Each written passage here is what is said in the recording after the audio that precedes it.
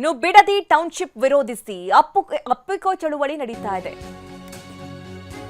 10 ಲಕ್ಷ ಮರಗಳನ್ನು ಉಳಿಸುವಂತೆ ರೈತರು ಹೋರಾಟಕ್ಕಿಳಿದಿದ್ದಾರೆ. ರೈತರು ಏನು ವಿರೋಧಿಸಿ ಪ್ರತಿಭಟನೆಯನ್ನ ನಡೆಸ್ತಾ ಇದ್ರು, ಅದು ಚಳುವಳಿಯಾಗಿ ಬದಲಾಗಿದೆ. ಅಪ್ಪಿಕೋ ಚಳುವಳಿಯನ್ನ ಮಾಡ್ತಾ ಇದ್ದಾರೆ ರೈತರು. 10 ಲಕ್ಷ ಮರಗಳನ್ನು ಉಳಿಸುವಂತೆ ರೈತರು ಹೋರಾಟಕ್ಕಿಳಿದಿದ್ದಾರೆ. ಬನ್ನಿಗಿರಿ ಗ್ರಾಮದ ಬಳಿ ತೆಂಗಿನ ಮರಕ್ಕೆ ಪೂಜೆಯನ್ನ ಸಲ್ಲಿಸಿದ್ದಾರೆ. ಪೂಜೆ ಸಲ್ಲಿಸುವ ಮೂಲಕವಾಗಿ ಅಪ್ಪಿಕೋ ಚಳುವಳಿಯನ್ನ ನಡೆಸ್ತಾ ಇದ್ದಾರೆ. ಗಿಡ ಮರ ಬೆಳೆ ಪರಿಸರ ಉಳಿಸಿ ಅಂತ ಹೇಳಿ ಘೋಷಣೆ ಕೂಗ್ತಿದ್ದಾರೆ. ಬೆಂಗಳೂರು ದಕ್ಷಿಣದಲ್ಲಿ ರಾಮನಗರ ತಾಲೂಕಿನ ಬನ್ನಿಗಿರಿ ಗ್ರಾಮ ಹಸಿರೇ ಉಸಿರು ಅಂತ ಹೇಳಿ ಘೋಷಣೆ ಕೂಗ್ತಾ ಇದ್ದಾರೆ.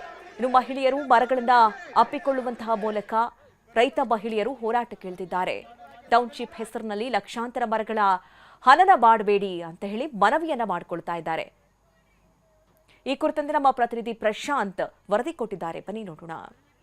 ಬಿಡದಿ ಭಾಗದ ರೈತರು ಇವತ್ತು ಅಪ್ಪಿಕೋ ಚಳುವಳಿ ಕೂಡ ನಡೆಸ್ತಾ ಇದ್ದಾರೆ.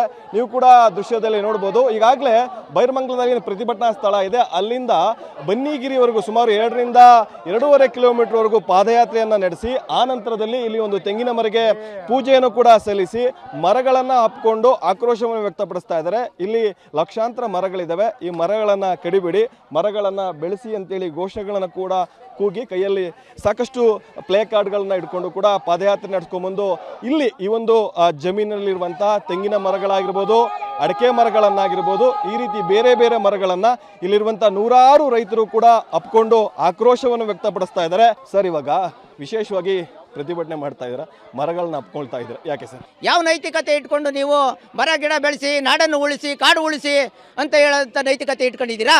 ಪುಟ, ನೀನು ಬಂದಿದ್ಯಾ, ಏನ್ ಹೇಳ್ತೀಯಾ? ನಾವು ಭೂಮಿ ಕೊಡಲ್ಲ. ಯಾಕೆ ಕೊಡಲ್ಲ? ಅಯ್ಯೋ, ಅದು ನಮ್ದು. ನಿಮ್ದು? ಓಕೆ ಮೇಡಮ್, ಈಗ ನಿನ್ನೆ ನೀವು ಕೂಡ ಅದ್ಭುತವಾಗಿ ಮಾತಾಡಿದ್ರಿ ಸಾಕಷ್ಟು ಅಂತ. ಇವತ್ತು ಮರಗಳನ್ನ ಹಬ್ಕೊಳ್ಳುವಂತ ಕೆಲಸಕ್ಕೂ ಕೂಡ ಮುಂದಾಗಿದ್ರೆ ಏನ್ ಹೇಳ್ತೀರಿ? ನೀವೆಲ್ಲ ಒಂದೊಂದು ಆಕ್ಸಿಜನ್ ಟ್ಯಾಂಕ್ ನ ಬೆನ್ನು ಕಟ್ಕೊಂಡು ಓಡಾಡೋದಕ್ಕೆ ರೆಡಿ ಇದ್ದೀರಾ ಅಂದ್ರೆ ದಯವಿಟ್ಟು ಕಡೀರಿ. ಬಟ್ ನಾವು ಬಿಡಲ್ಲ ಸರ್. ನಾವು ಒಂದು ಚಳುವಳಿ ಮಾಡ್ತಿದೀವಿ ಅಂದ್ರೆ ಅದಕ್ಕೊಂದು ಅರ್ಥ ಇರುತ್ತೆ. ಯಾರು ಅರ್ಥ ಇಲ್ದಿರ ಇಷ್ಟು ಜನ ರೈತರು ಅವ್ರವ್ರ ಮರಗಳನ್ನ ಉಳಿಸ್ಕೊಳ್ಳೋದಕ್ಕೆ ಬರಲ್ಲ.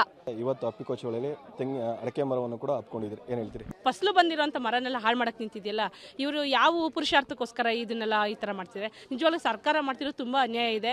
ಕ್ಯಾಮರಾ ಪರ್ಸನ್ ಸಂದೀಪ್ ಜೊತೆ ಪ್ರಶಾಂತ್ ಟಿವಿನೇ, ರಾಮನಗರ.